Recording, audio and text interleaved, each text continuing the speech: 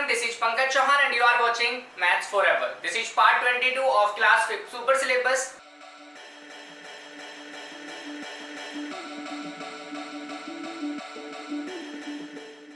आज की क्लास में हम शुरू करेंगे हमारा last operation that is division. चलिए शुरू करते हैं।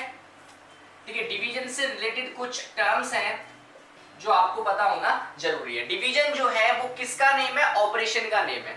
अब डिवीजन से रिलेटेड कुछ टर्म्स देखते हैं। डिवीजन आपको इस फॉर्म में लिखा होता है हमेशा, मतलब आपको दो नंबर्स दे रखे होते हैं, आपसे बोला जाता है कि इस नंबर को डिवाइड करना है और इस नंबर से डिवाइड करना है।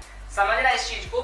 जो ये फर्स्ट नंबर होता है जिसको हमें डिवाइड करना है, जिसको डिवाइड करना है उसको हम क्या बोलते हैं? डिविडेंड बोलते हैं। क्या बोलते हैं? डिविडेंड बोलते हैं। ठीक है, जिससे डिवाइड करना है मतलब ये सेकंड नंबर, इसको हम क्या बोलते हैं? डिवाइजर बोलते हैं। और आपको पता होगा डिवाइड करने के बाद में आपके दो नंबर्स आते हैं। डिवीजन के बाद में जैसे डिवीजन फिनिश हो जाती है तो हमारे पास दो नंबर्स आते हैं। ठीक है, दो नंबर्स कौन कौन से होते हैं? जो हमारा आंसर होता है उसको हम बोलते हैं कोशेंट। क्या बोलते हैं? कोशेंट। एंड जो आपका बच जाता है उसको आप क्या बोलते हैं? रिमाइंडर। तो अब ध्यान देना क्वेश्चन में क्या लिखा होता है। क्वेश्चन में लिखा होता है या तो डिवाइड, क्या लिखा होगा?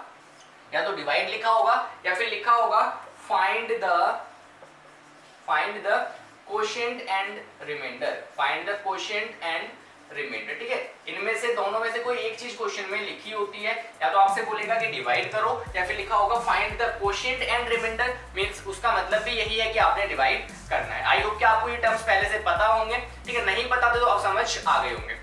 अब बात करते हैं कि एक्चुअल में डिवीजन है क्या। जैसे मैंने आपको बताया था मल्टीप्लिकेशन जो है वो कुछ नहीं था बल्कि क्या था? वो रिपीटेड एडिशन था। क्या था? रिपीटेड एडिशन था। उसी तरीके से डिवीजन भी कोई नया ऑपरेशन नहीं है, वो भी क्या है? आपका रिपीटेड सब्ट्रैक्शन है। क्या है? Repeated subtraction. एक एग्जांपल से समझाता हूं आपको। सपोज करिए आपने 13 को डिवाइड करना है 3 से। समझ रहे हैं इस चीज को? 13 को डिवाइड करना है 3 से। इट मींस 13 मेरा डिविडेंड है और 3 जो है डिवाइजर है। मैं आपको बताना चाह रहा हूं कि जो डिवीजन है उसका मीनिंग क्या होता है। मैंने आपको बोला डिवीजन का मीनिंग होता है रिपीटेड सब्ट्रैक्शन। समझते हैं इसको कैसे? 13 में से 3 को सब्ट्रैक्ट करते चलना है और कब तक सब्ट्रैक्ट करते जाना है? जब तक इस 3 से छोटा नंबर ना आ जाए। ठीक है, मींस तब तक सब्ट्रैक्ट करना है जहां जाके मेरी सब्ट्रैक्शन रुक जाए, मैं आगे सब्ट्रैक्ट ना कर पाऊं। इस चीज को समझ लेना। ठीक है, 13 में से 3 माइनस करोगे कितना आ जाएगा? आपका 10 आ जाएगा। ठीक है, फिर से 3 माइनस कर दूंगा मैं। रिपीटेड सब्ट्रैक्शन बोला ना मैंने, तो बार बार सब्ट्रैक्ट होगा। कितना आ जाएगा? 7 आ जाएगा। फिर मैं क्या करूंगा? 3 माइनस कर दूंगा, फिर से क्या आ जाएगा? 4 आ जाएगा। ठीक है, फिर से 3 माइनस कर दूंगा, क्या आ जाएगा? 1। ठीक है, अब 1 जो है वो 3 से छोटा आ गया। अब आगे इसमें से 3 सब्ट्रैक्ट नहीं हो सकता। इट मींस मेरी जो डिवीजन है वो फिनिश हो चुकी है। अब समझना, ये क्या था? आपका डिविडेंड था। ये क्या था? आपका डिवाइजर था। डिविडेंड और डिवाइजर हमें गिवन होता है हर क्वेश्चन में। हमें क्या निकालना होता है? कोशेंट। और क्या निकालना होता है? रिमाइंडर। ठीक है, तो कोशेंट क्या आया हमारा और रिमाइंडर क्या आया, ये कैसे पता लगेगा? ये देखो कि 3 जो है वो कितने बार सब्ट्रैक्ट हुआ। कितने बार सब्ट्रैक्ट हुआ? How many times. ठीक है, एक बार सब्ट्रैक्ट हो गया, 2 बार सब्ट्रैक्ट हो गया, 3 टाइम्स, 4 टाइम्स। 4 टाइम्स सब्ट्रैक्ट हो गया ना, तो इट मींस हमारा जो कोशेंट है वो क्या है? 4 है। ठीक है, इसके बाद में रिमाइंडर क्या है? रिमाइंडर जो लास्ट में नंबर बच जाता है, ठीक है, उसको हम क्या बोलते हैं? रिमाइंडर बोलते हैं। तो 1 आपका रिमाइंडर है। आई होप कि आपको डिवीजन का मीनिंग समझ आ गया होगा। इस एग्जांपल से सिर्फ और सिर्फ मुझे यह समझाना था कि डिवीजन का मीनिंग होता है रिपीटेड सब्ट्रैक्शन। ठीक है, डिवाइजर को डिविडेंड में से तब तक सब्ट्रैक्ट करते जाना है जब तक आपका नंबर डिवाइजर से छोटा ना आ जाए।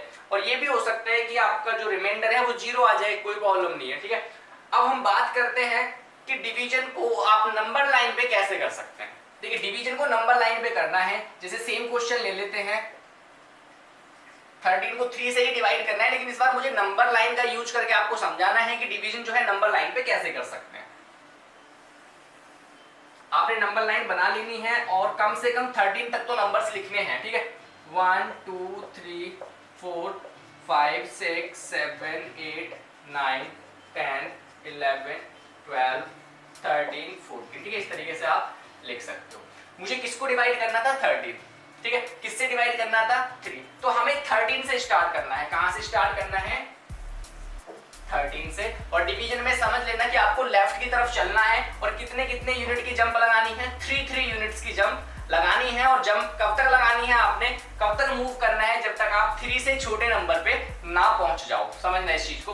तो 3 यूनिट्स की जंप लगानी है हमें, 1 2 3, ठीक है। तो पहली जंप आपकी कहां आ जाएगी, 10 पे आ जाएंगे। नेक्स्ट जंप 3 यूनिट्स की लगानी है फिर से, 1 2 3, ठीक है, 7 पे आ जाएंगे हम। नेक्स्ट जंप 3 यूनिट्स की, ठीक है, 4 पे आ जाएंगे।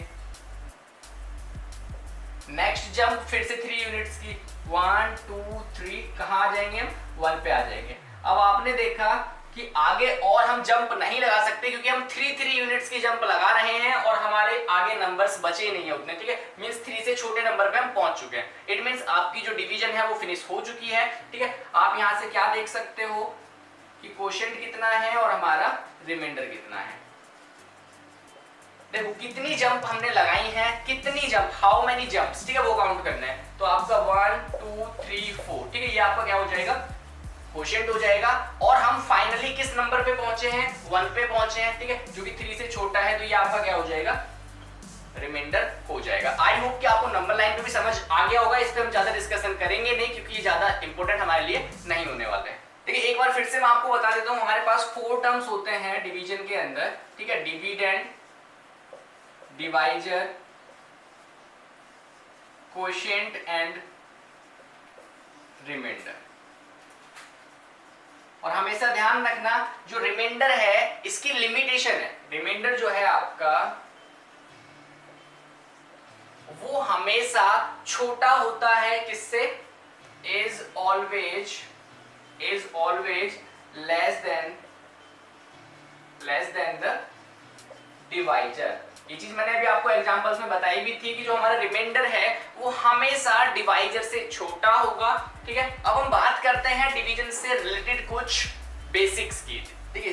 सबसे पहला बेसिक है आपका कि अगर आपका डिविडेंड 0 हो, समझना इस चीज को, डिविडेंड अगर आपका क्या हो, 0 हो। डिविडेंड का मतलब तो ये होता है ना जिस नंबर को हमें डिवाइड करना है, जिस नंबर को हमें डिवाइड करना है, अगर वो नंबर 0 हो जाए तो हमारा आंसर क्या होता है ये देखते हैं हम, ठीक है।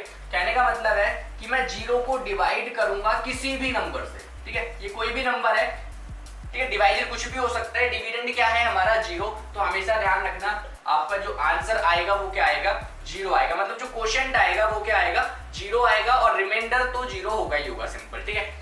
अब बात करते हैं कि इस पे क्वेश्चन कैसे आ सकता है, ठीक है। क्वेश्चन इस टाइप से आ सकता है, आपसे पूछा जा सकता है 0 डिवाइडेड बाय 27, ठीक है, इसका आंसर बताओ। तो मैंने आपको बताया था 0 को किसी भी नंबर से डिवाइड करो, आंसर ऑलवेज क्या होगा, 0 होगा, ठीक है। जो आपका क्वोशिएंट है वो हमेशा क्या आएगा, 0 आएगा। ये चीज आपने समझ लेनी है, ठीक है। अब बात करते हैं कि अगर आपका डिवाइजर 0 हो, क्या हो जाए, डिवाइजर 0 हो जाए, तो हमेशा ध्यान रखना इसको आप क्या लिखोगे, नॉट डिफाइंड,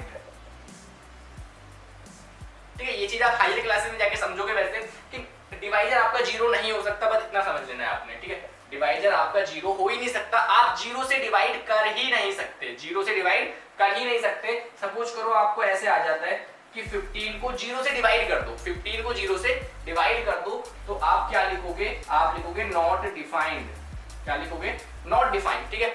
डिवीजन पॉसिबल ही नहीं है, ठीक है, डिवाइड कर ही नहीं सकते। ये चीज क्लियर हो गई होगी।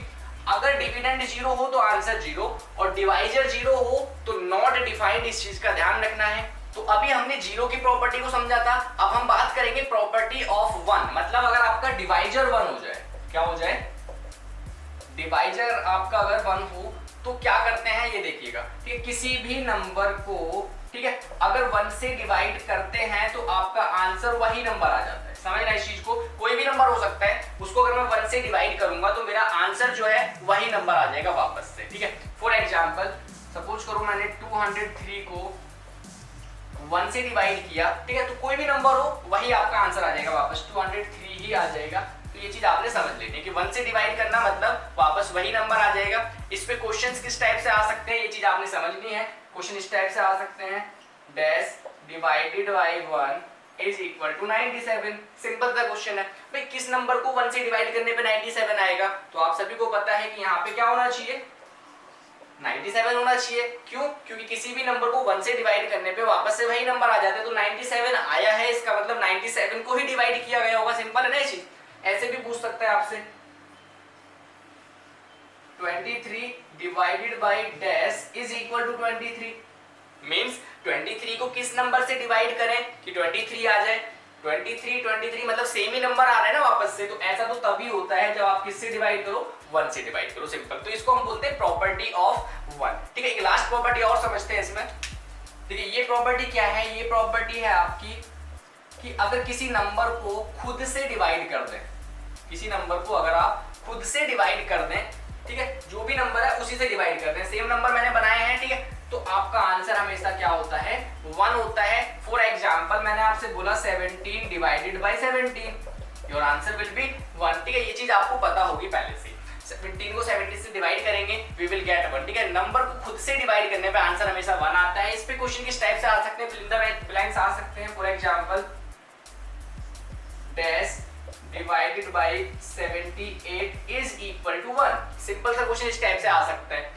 किस नंबर को 78 से डिवाइड करने पे 1 आएगा? भाई नंबर को खुद से डिवाइड करने पे 1 आता है ना, तो 78 से डिवाइड किया है, इसका मतलब यहाँ पे भी क्या रहा होगा, 78 ही होना चाहिए था, तभी आंसर 1 आ सकता है। ऐसे भी पूछ सकता है वो 203 divided by dash is equal to 1, ये पूछ सकता है आपसे। ठीक है, तो आपने देखना है कि 203 को किसी नंबर से डिवाइड किया गया और आंसर कितना आया, 1 आया। ये तो तभी पॉसिबल है ना जब नंबर को खुद से डिवाइड करें। तो 203 को किससे डिवाइड करना पड़ेगा, 203 से ही डिवाइड करना पड़ेगा, तभी आपका 1 आ सकता है। तो इस टाइप से क्वेश्चन इसमें सिंपल पूछे जा सकते हैं। ठीक है, इसमें मुझे आपको एक लास्ट प्रॉपर्टी और बतानी थी। जैसे मैंने आपको एडिशन, सब्ट्रैक्शन, मल्टीप्लिकेशन में बताया था ना, ऑर्डर लॉ, आपने ध्यान रखना था। जैसे मैंने बताया था मैंने आपको कि एडिशन में ऑर्डर चेंज करने पे कोई फर्क नहीं पड़ता आंसर पे, सब्ट्रैक्शन में नहीं कर सकते ऑर्डर चेंज। ठीक है, मल्टीप्लिकेशन में ऑर्डर चेंज कर सकते थे, उससे भी कोई फर्क नहीं पड़ता। वैसे ही आप डिवीजन में भी ऑर्डर चेंज नहीं कर सकते। ये चीज क्लियर हुई नहीं हुई?